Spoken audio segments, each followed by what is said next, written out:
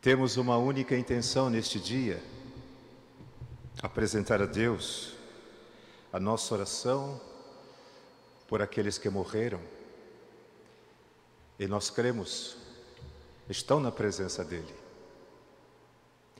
Mas a Igreja nos ensina que rezar pelos mortos é um dever sagrado. Diz a catequese da Igreja Católica que a morte não é um estado permanente, mas é passagem. Por isso que em hebraico se diz Páscoa, passagem.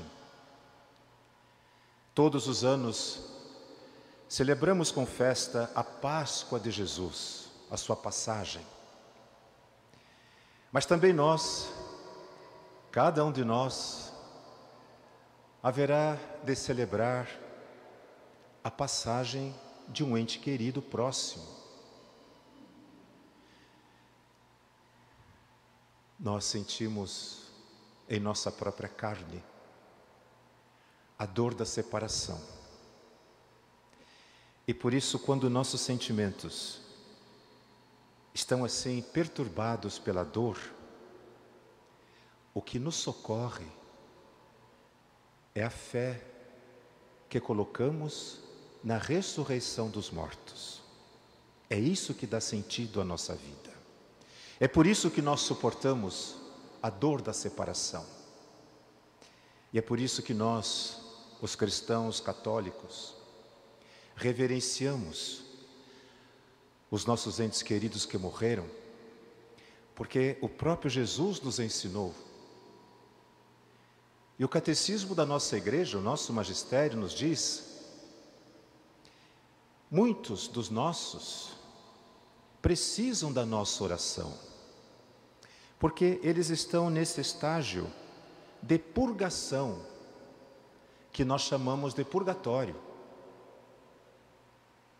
Há aquelas pessoas que vivem nesse mundo de tal forma em comunhão com Deus,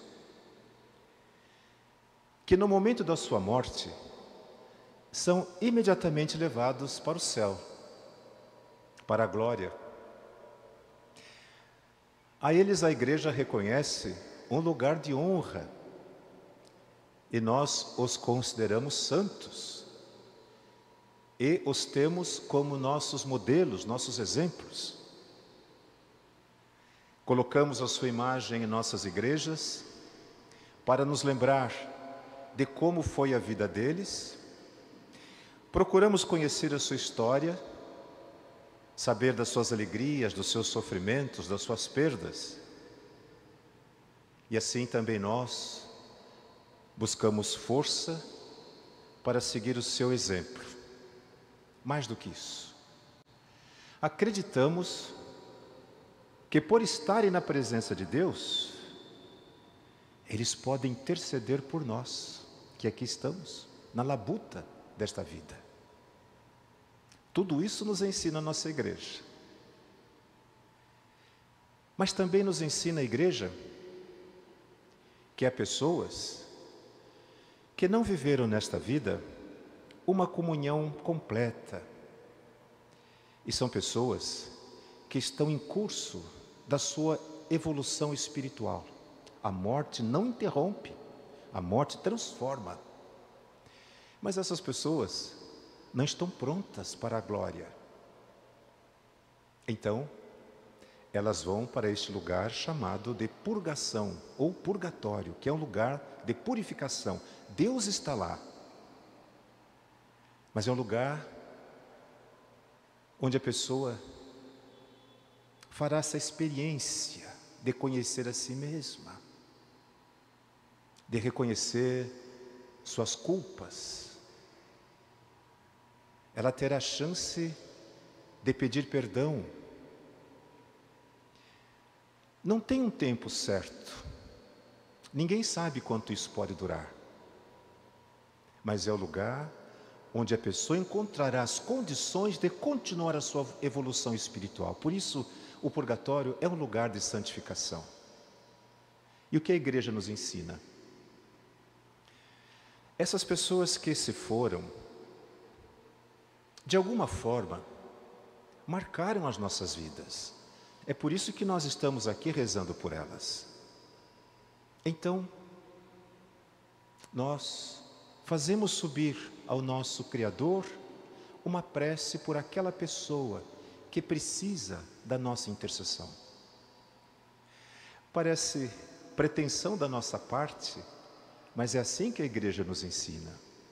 É sagrado cristão, é sagrado dever cristão rezar pelos mortos. Um dia, talvez, se tivermos marcado assim a vida de alguém, essa pessoa também rezará por nós. Mas por que todas as pessoas não são levadas imediatamente para o paraíso?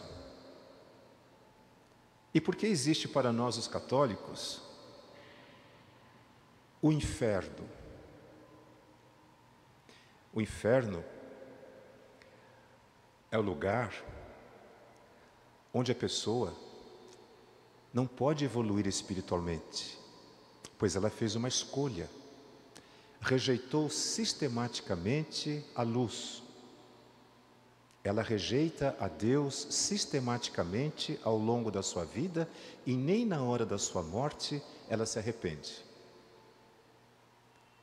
Então existe para nós os católicos o céu, o purgatório e o inferno.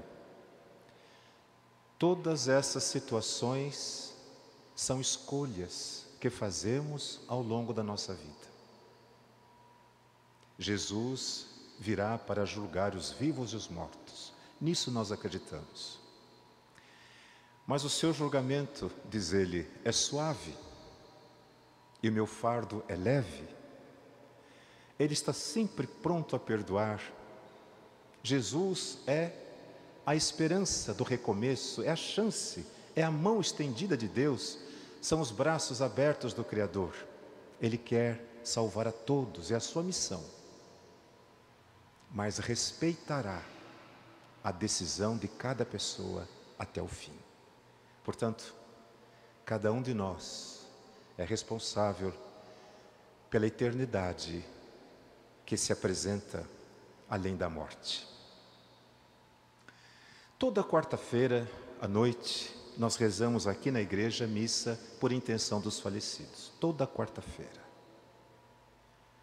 Vem gente da cidade inteira. Às vezes, nós chegamos a ter aqui 17 intenções de 7º dia. A igreja fica lotada.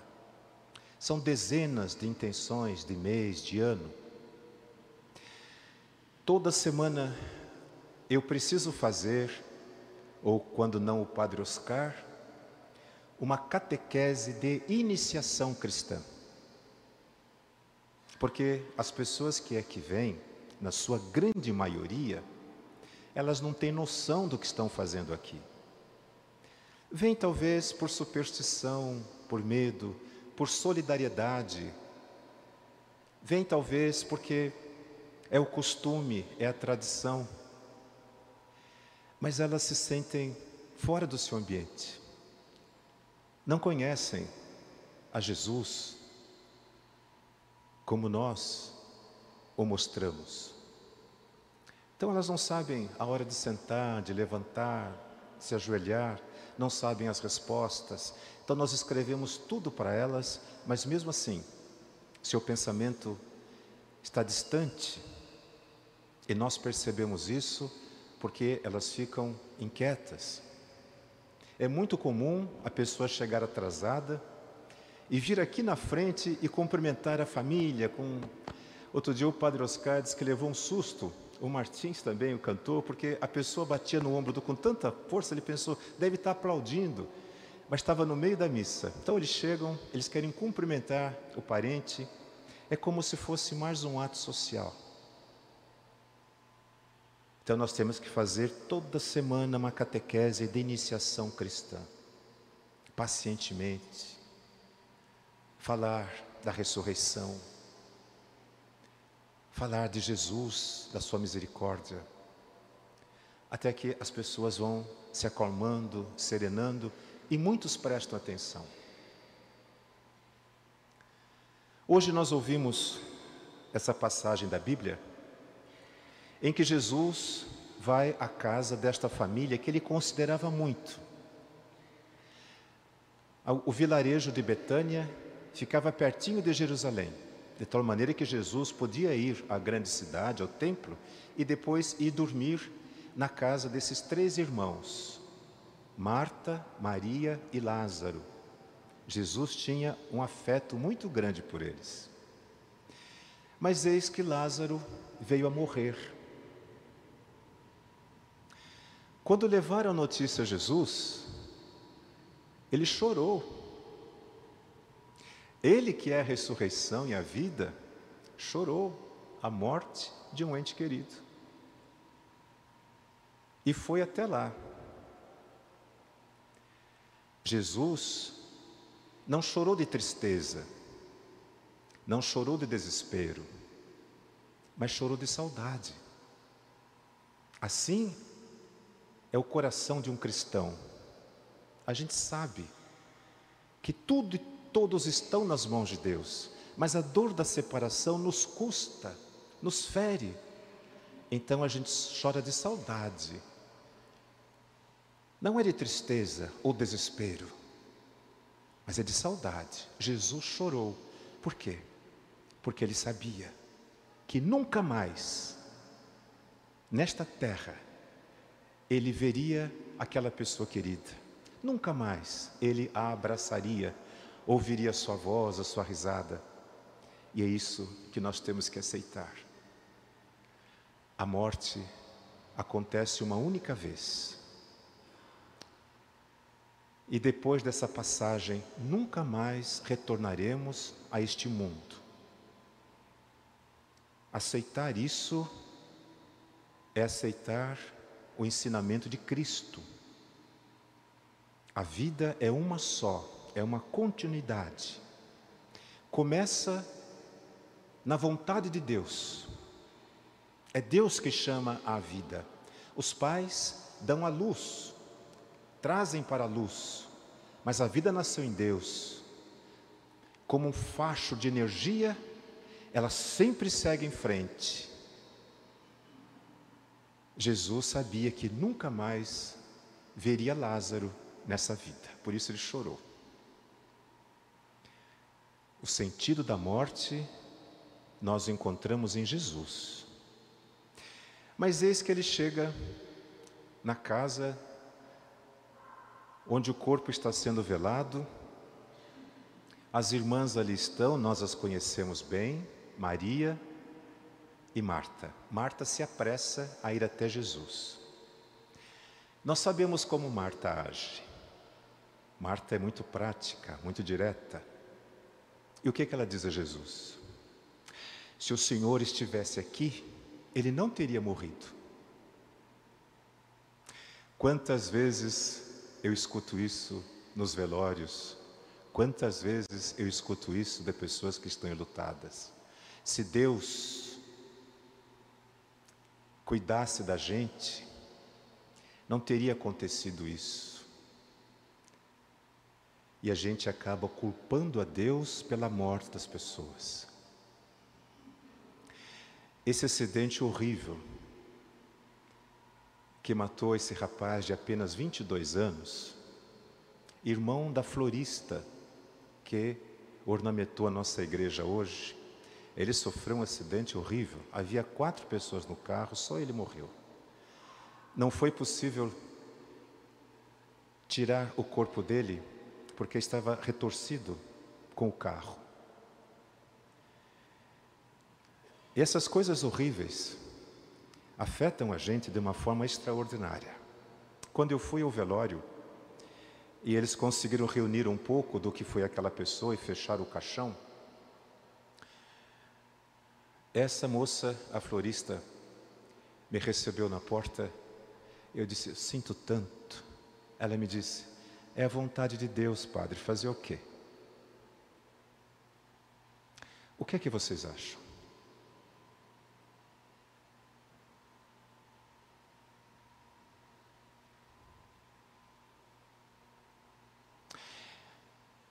E quando tem uma bala perdida e atinge uma criança que está brincando, a vontade de Deus?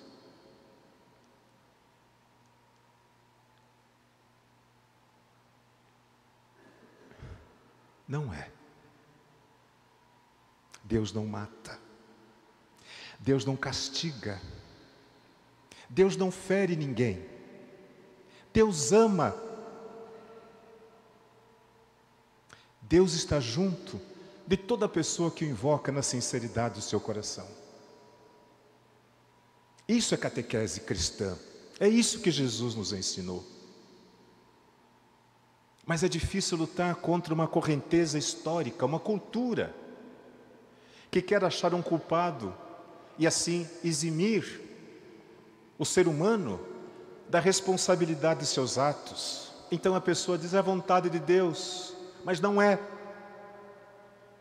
Deus nos fez para a vida e nos dotou de capacidades, de tal maneira que podemos escolher os caminhos. E os caminhos que levam a Deus são caminhos de bondade, de amor, de fraternidade, de solidariedade, de justiça. Quando nós dirigimos o nosso carro, nós temos que nos lembrar disso. Quando fazemos qualquer coisa que coloque em risco nossa vida ou a vida de alguém, nós temos que pensar nisso.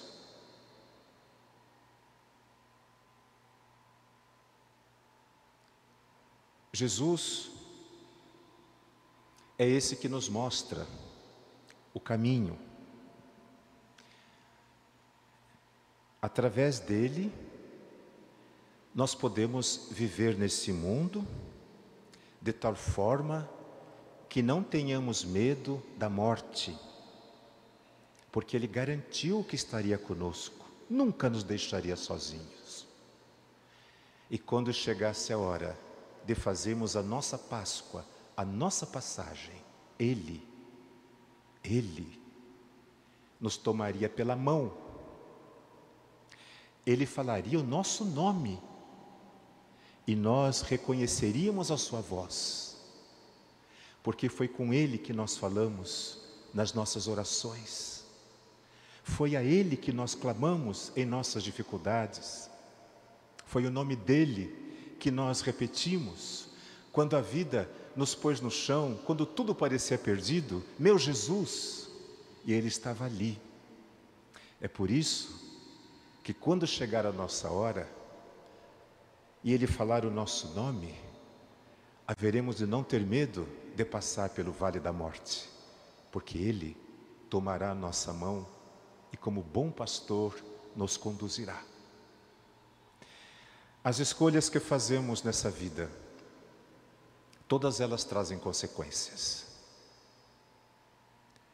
Por isso, precisamos escolher o caminho que nos leva a Deus, ainda que isso nos custe. Porque naquele derradeiro momento, o que nos valerá, além da graça de Deus que nos quer junto dEle, será aquilo que fomos capazes de construir em nós mesmos. Penso eu que quando estivermos na presença do nosso Criador, Ele nos abraçar de tal forma que haveremos de sentir o coração dEle pulsando junto do nosso, tudo nos será revelado. Não haverá mais mistérios. Então, sabedores de tudo, olharemos para a nossa vida, como a vivemos nesse mundo, e saberemos que valeu a pena viver, como quer que a vida tenha nos tratado. Com certeza, muitos de nós não vão realizar os seus sonhos. Com certeza, muitos de nós não serão reconhecidos, elogiados. Com certeza, muitos de nós não terão os seus nomes nas ruas, nas praças. Mas naquele dia, quando olharmos para a nossa vida e estivermos assim tão perto de Deus, haveremos de dizer que valeu a pena ter sido bom, valeu a pena perdoar as pessoas que nos ofenderam, valeu a pena pedir perdão para quem nós ofendemos, por mais difícil que isso tenha sido. Valeu a pena compartilhar, dar de mim mesmo a quem precisou de mim. Valeu a pena ser bom. Então, quem sabe, alguém virá aqui na igreja e derramará uma lágrima em nossa lembrança. E dirá: ele foi um bom pai. Ou quem sabe, ela foi uma boa mãe. Ou ainda, ele foi um bom padre. Ele foi um bom amigo. Então assim, como aquela pessoa que se foi, deixou um pouco de si em nós, também ela levará para a presença de Deus um pouco de nós nela. De tal forma, como hoje rezamos por eles, eles também rezarão por nós.